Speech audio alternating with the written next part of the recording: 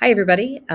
Two new tools from Flint since December, and I wanted to, in this video, really actually focused on paste history.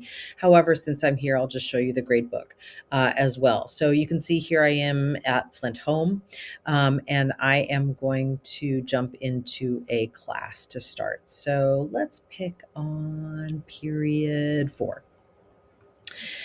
First of all, the grade book, super simple. And I actually in the high school bulletin linked a quick explainer video from Flint that is fantastic that you don't really need this, but here is where your grade book lives. So it's obviously course wide. You're not going to find it within each activity necessarily. While you can get into the nitty gritty of it, but if you have any activities where they were graded activities, you're going to see that information here. So just wanted to show you that's there.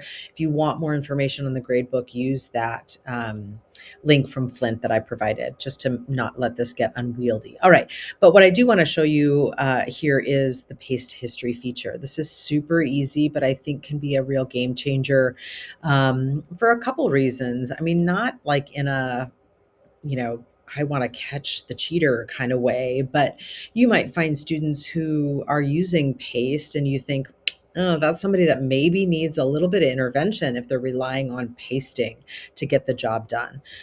So that's a reason why it's important. Of course, it's also good to kind of hold them accountable in that respect. But how do you do it?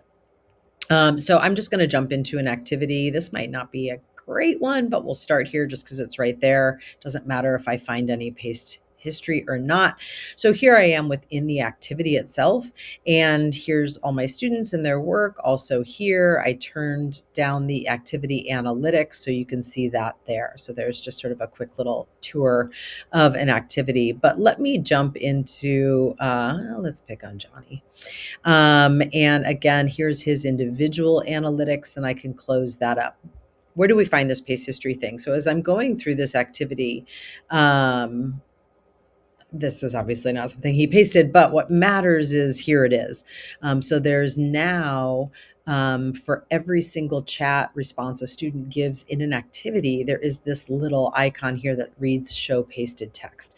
And all I have to do is click on that, and it does a little analytics there and tells me whether or not that is pasted text. And again, I can kind of keep going. Not a great activity. Let me choose a different activity where there might have been some possibility. We can pick on Johnny again.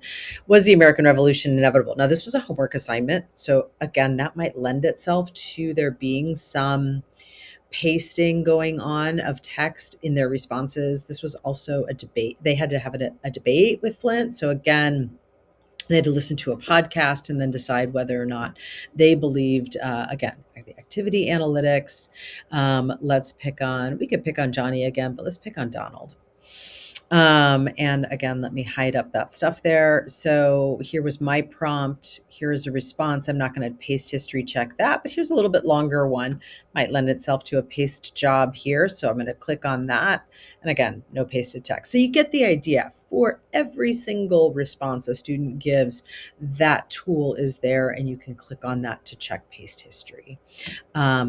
I think that's it on that. If you have any questions, as always, with this or with anything relating to Flint or anything else, please let me know. Thanks.